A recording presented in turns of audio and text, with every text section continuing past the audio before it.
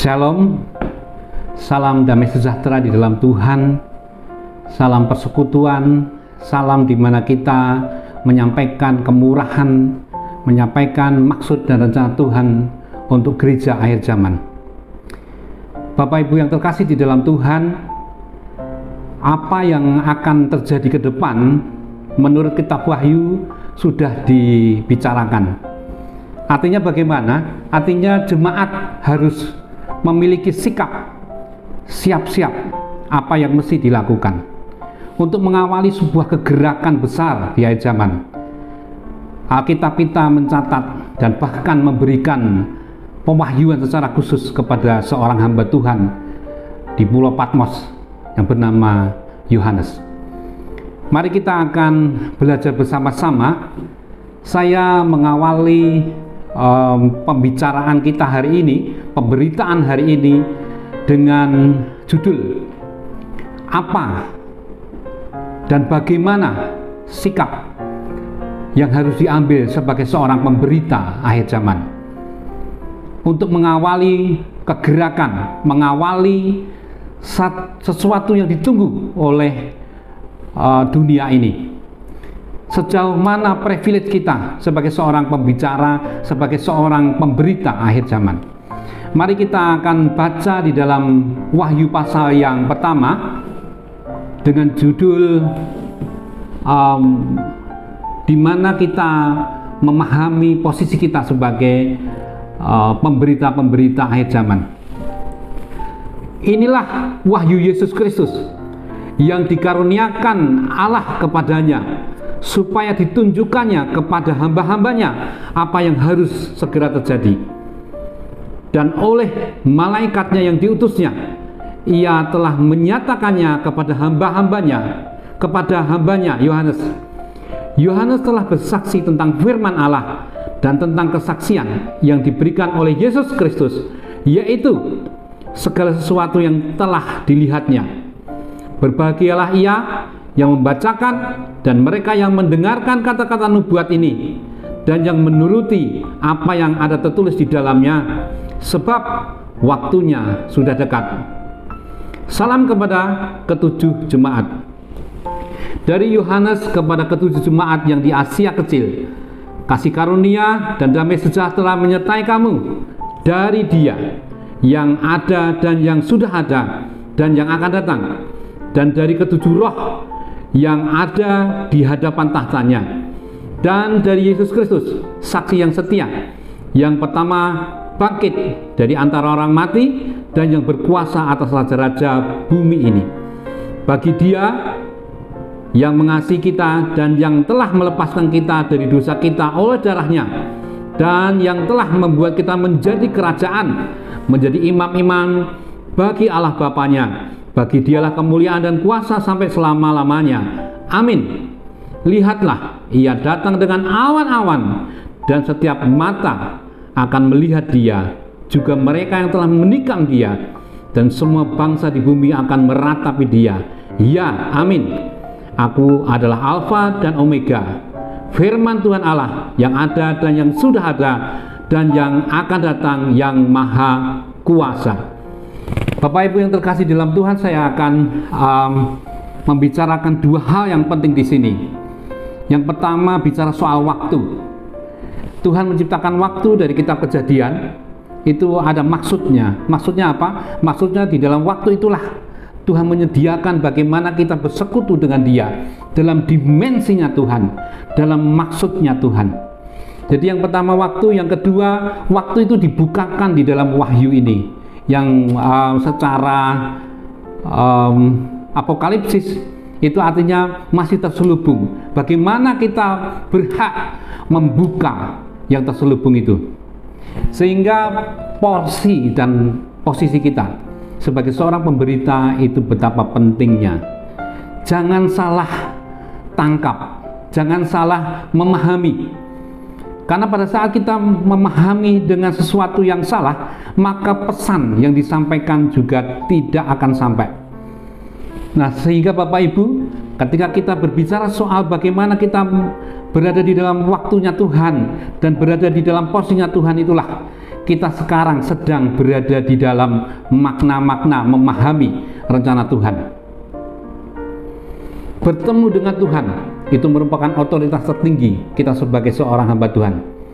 Dan inilah yang diberitakan di dalam Wahyu pasal 1 tentang bagaimana bagaimana Dia mentahbiskan kita menjadi pemberita di akhir zaman ini. Bagaimana kita bertemu dengan Dia, diperkenan untuk masuk ke dalam pertemuan dalam proses memahami pribadinya. Barang siapa mendengar, siapa mau menjadi pemberita-pemberita seperti saksi, seperti awan-awan yang pada saat Tuhan Yesus datang memberitakan dirinya sebagai dirinya yang sudah mati di atas kayu salib dan bangkit pada hari yang ketiga. Itu merupakan validitas, itu merupakan tahbisan kita sebagai seorang pemberita. Siapa yang mau mendengar berita ini? Siapa yang mau mendengar berita tentang perjumpaan pribadi ini? Di dalam Wahyu pasal 1 itu Tuhan menampakkan diri kepada Yohanes. Jadi Bapak Ibu yang terkasih di dalam Tuhan, penampakan pribadi, perjumpaan pribadi itu menjadi modal sebagai seorang pemberita di dalam kitab Wahyu. Wahyu pasal 1 ayat 1 sampai 20 itu merupakan satu apokalipsis yang harus dibukakan. Oleh siapa? Oleh orang-orang yang berjumpa dengan Dia. Saya akan memberikan satu ilustrasi di dalam proses bagaimana Wahyu pasal 1 ayat 5 itu menyatakan berita salib. Perjumpaan Yesus kepada pribadi Yohanes itu adalah perjumpaan pemberitaan salib. Pemberitaan di mana Dia menerima kematian dan kebangkitan Kristus, itulah Dia dilayakkan untuk menjadi pemberita akhir zaman. Inilah rahasia pertama yang dibukakan, yang merupakan apokalipse, satu hal di mana Yohanes menerima kematian dan kebangkitan Kristus. Hal itulah yang merupakan satu pemberitaan Rasul Paulus yang dinyatakan tersembunyi berabad-abad dan sekarang dibukakan dalam pribadi kecil, yaitu Yohanes. Dalam pemberitaan akhir zaman ini, Bapak Ibu yang terkasih di dalam Tuhan, pemberitaan akhir zaman adalah pemberitaan kepada orang-orang khusus, orang-orang yang dipilih, orang-orang yang berjumpa, atau awan-awan saksi kemuliaan di dalam pemberitaan akhir zaman. Seperti di dalam Yesaya pasal 53 ayat 1, di sana disebutkan siapa yang mau mendengar pemberitaan ini. Pemberitaannya bagaimana Bapak Ibu? Pemberitaan persekutuan dengan korban Kristus. Ibrani 12 ayat 1 sampai 5. Siapa yang berhak memberitakan? Yaitu awan-awan kemuliaan.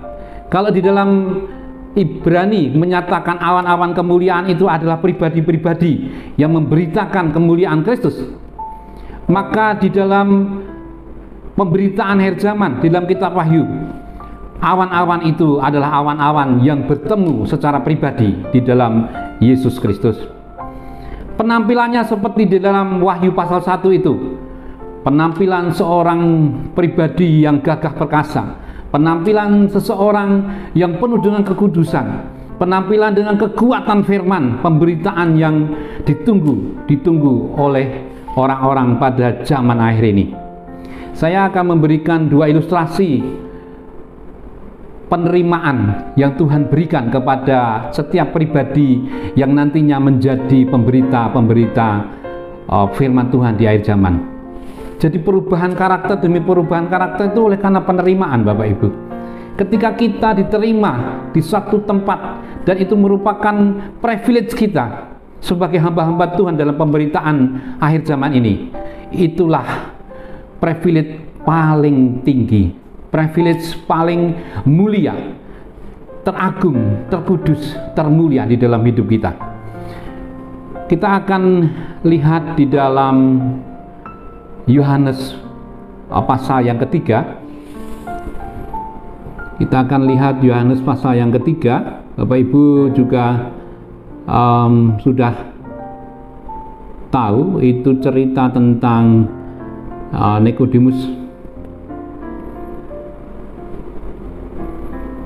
Ya, itu percakapan dengan Nikodemus. Bapak Ibu, saya akan memberikan satu ilustrasi perjumpaan pribadi dengan Tuhan, dan itu merupakan privilege yang tertinggi dalam kehidupan kita sebagai pemberita-pemberita akhir zaman. Menurut Wahyu pasal yang pertama tadi, orang yang layak membuka kitab adalah orang yang bertemu secara pribadi dengan Tuhan. Yohanes pasal yang pertama, Yohanes pasal yang ketiga, itu adalah perjumpaan pribadi Nikodemus dengan Tuhan. Adalah seorang Farisi yang bernama Nikodemus, seorang pemimpin agama Yahudi. Ia datang waktu malam kepada Yesus dan berkata, "Rabi, kami tahu bahwa engkau datang sebagai guru yang diutus Allah, sebab tidak ada seorang pun yang dapat mengadakan tanda-tanda yang engkau adakan itu jika Allah tidak menyertainya." Jadi Yohanes menceritakan tentang suatu kejadian di mana Nikodemus, pemberita, pengajar Israel, bertemu dengan Yesus. Ada satu hal yang indah, yaitu pertemuan ketika Yesus berbicara di tengah-tengah orang Yahudi, di tengah-tengah bait suci.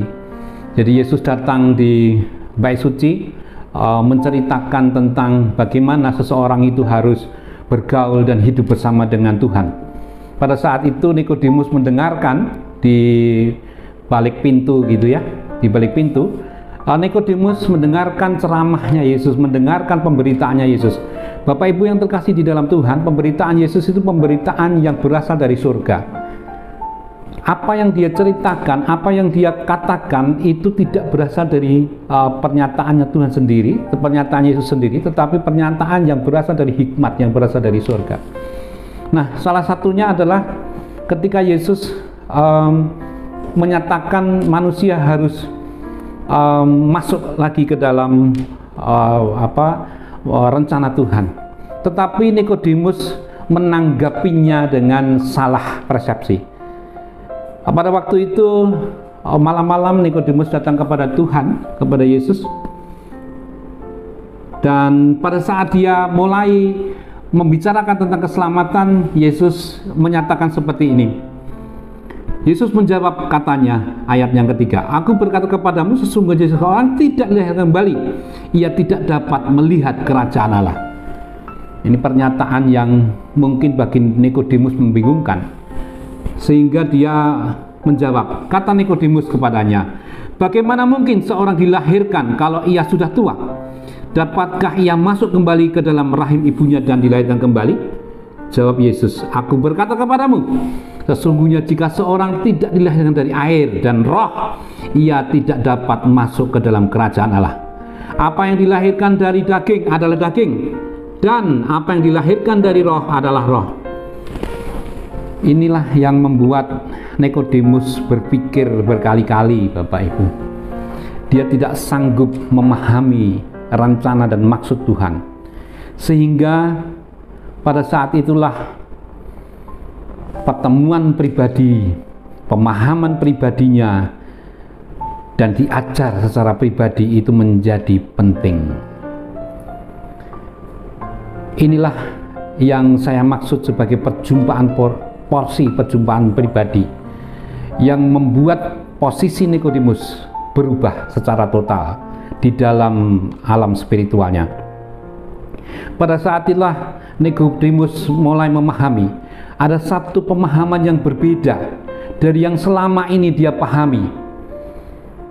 Ajaran Yesus Kristus adalah ajaran yang berasal dari surga.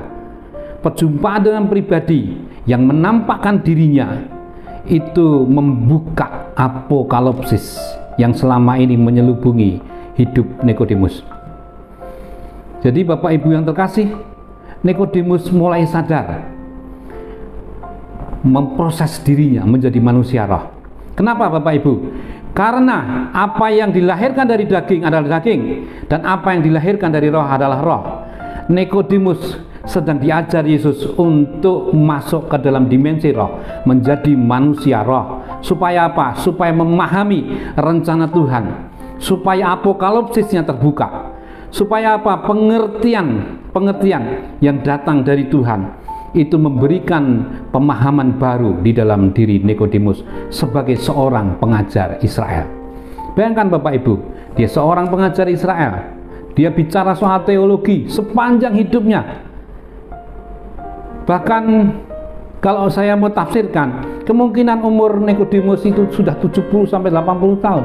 Tetapi ketika Yesus mengajar, Nikodemus tidak paham. Bahkan dia berpikir secara jasmaniah. Kalau begitu bagaimana caranya saya masuk ke rahim ibuku? Menjadi berbeda Bapak Ibu.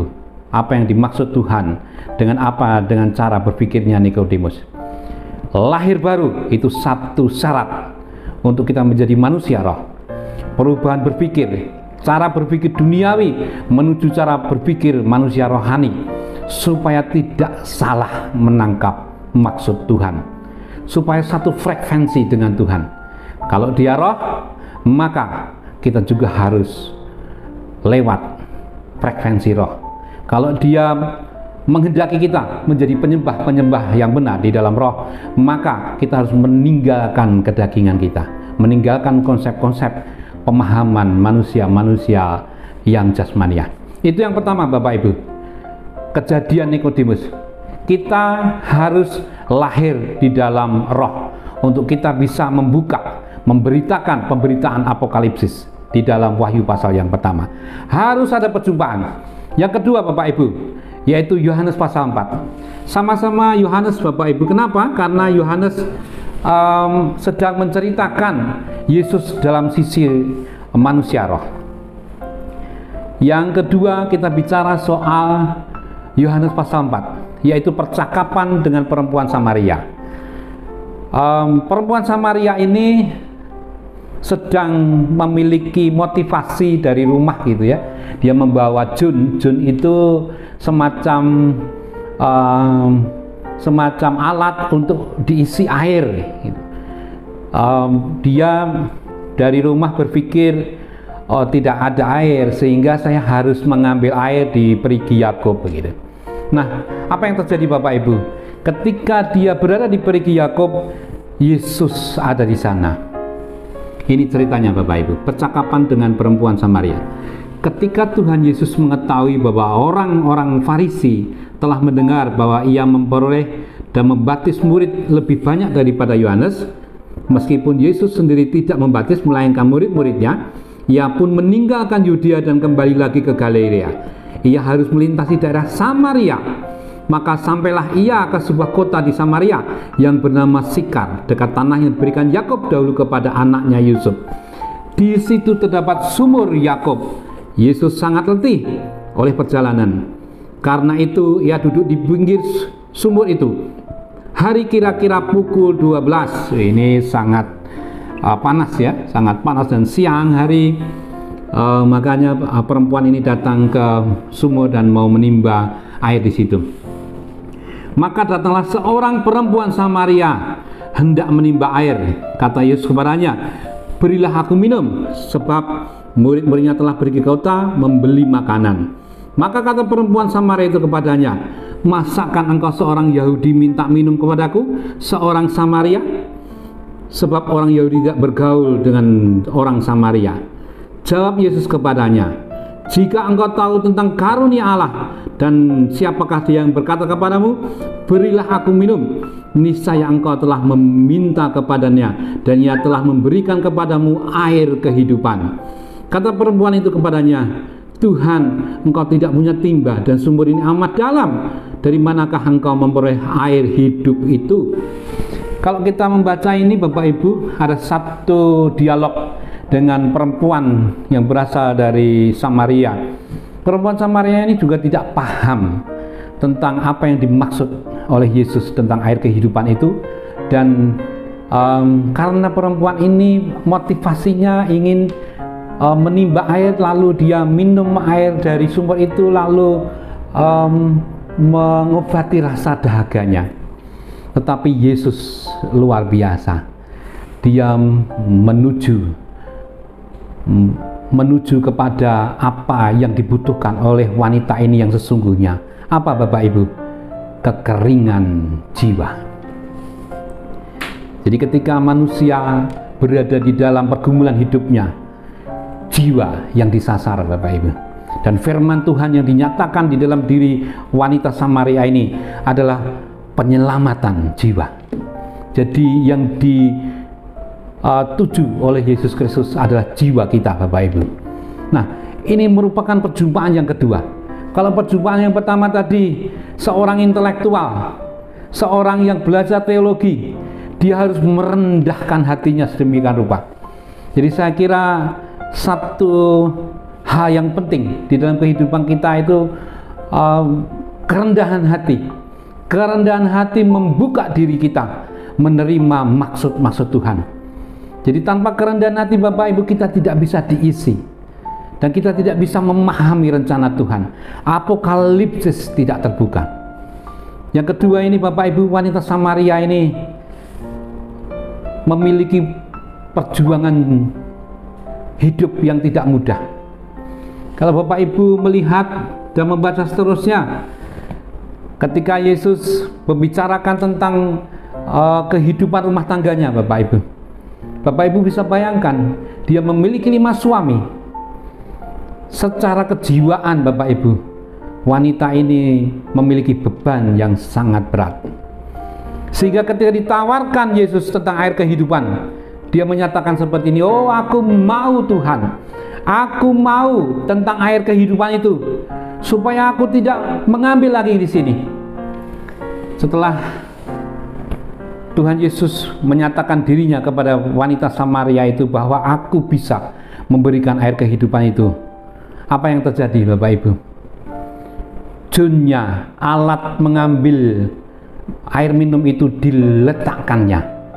Lalu dia pergi ke tempat saudara-saudaranya dan berkata seperti ini, "Aku sudah menemukan Mesias itu. Aku bahkan sudah bertemu dengan dia. Tidak lagi pernyataan orang, tetapi aku sudah menemukan dia." Bayangkan Bapak Ibu, yang tadinya dia punya motivasi untuk memenuhi kebutuhan dirinya, sekarang motivasinya berubah total. Sekarang motivasi dia untuk memenuhi dirinya dirubah oleh Yesus, dirubah oleh karena perjumpaan. Paradigmanya dirubah, pemahamannya dirubah oleh Tuhan sendiri. Karakter dan motivasinya dirubah, diarahkan kepada penyembahan yang benar, dibuka secara apokalipsis oleh Tuhan karena mengalami perjumpaan iman, mengalami transformasi iman dalam perjumpaannya dengan Tuhan kita Yesus Kristus. Karakternya dirubah Bapak Ibu, motivasinya berubah, orientasi hidupnya berubah. Bayangkan, merubah orang itu tidak mudah, tetapi kalau dia bertemu dengan pribadi itu, maka dia layak menjadi pemberita. Dia merubah paradigma, merubah sikapnya. Tuhan menjawab tentang pergumulan jiwanya, menjawab tentang dahaga jiwanya. Jiwa yang haus, jiwa yang terjebak dengan kepentingan pragmatis yang tanpa Tuhan. Dahaga kehidupannya terjawab oleh perjumpaan pribadi, dan dia layak memberitakan pemberitaan yang ditunggu oleh banyak orang. Perubahan sikap dan orientasi yang awalnya pemenuhan badaniah, yang awalnya pemahaman yang tidak paham rencana Tuhan, yang memprioritaskan individu, berubah. Hanya Tuhan yang menjadi prioritas nomor 1 dalam hidupnya. Tidak ada tempat terindah selain Sang Mempelai. Betapa mahalnya korban Kristus yang dinyatakan di dalam Wahyu pasal 1 ayat yang kelima, sebagai cap, sebagai validitas layaknya seseorang memprioritaskan panggilan tertinggi dalam hidupnya dan mengalami Tuhan. Itulah apokalipsis tertinggi, itulah apokalipsis terjadi di dalam hidupnya. Dia termulia, dia teragung, dia terpuji untuk sebuah pemberitaan kitab Wahyu di akhir zaman. Awal pemberitaan dan berkat yang mendasari bagi ketujuh jemaat di dalam kitab Wahyu pasal 1 sebagai sasaran ketika seseorang dipilih karena mengalami perjumpaan dengan Tuhan. Salam damai sejahtera dari pemberitaan Kitab Wahyu Internasional. Tuhan Yesus memberkati.